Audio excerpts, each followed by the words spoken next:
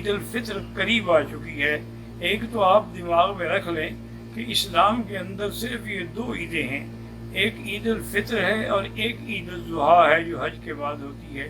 اس کے علاوہ اور کسی عید کے بارے میں نہ اللہ کے قرآن میں ہے، نہ فرمان محمد مصطفیٰ میں ہے صلی اللہ علیہ وآلہ وسلم۔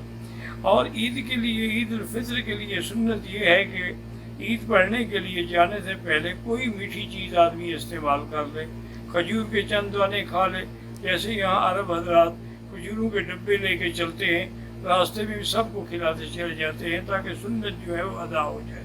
پھر وہ میدان عید میں جب جائیں تو تکبیریں کہتے ہوئے جائیں، اللہ اکبر اللہ اکبر اللہ اکبر اللہ اکبر لا الہ الا اللہ اللہ اکبر وللہ الحمد صلی اللہ تعالی علی خیر خلقہ سیدنا محمد وعلی آلہ وصحابہ وسلم تسلیما کثیرا کثیرا۔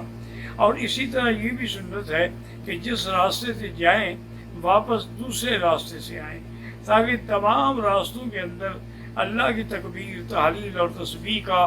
زبانوں پر ورد ہو اور اس کا پورے ذکر کا شور ہو، پورے عالم تک مسلمانوں کی اجتماع کی آواز پہنچے۔ پھر خطبہ امام دینے سے پہلے اگر اچھی طرح مسلمانوں کو نماز پڑھنا سکھلا دیں کہ بھی 6 تکبیروں کے ساتھ ہمیں نماز کیسے پڑھنی ہے، تو زیادہ بہتر رہتا ہے کہ لوگ غلطی نہیں کرتے ہیں۔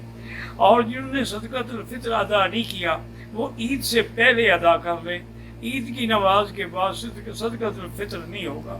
اور دوسری بات یہ بھی یاد رکھ لیں کہ یہ لیلۃ العید جو ہے، یعنی عید کی رات جو ہے، اس کی فضیلت بھی ایسے ہے جیسے لیلۃ القدر کی فضیلت ہو، تو لہذا یہ باتوں میں، قصے کہانیوں میں ضائع نہ کریں۔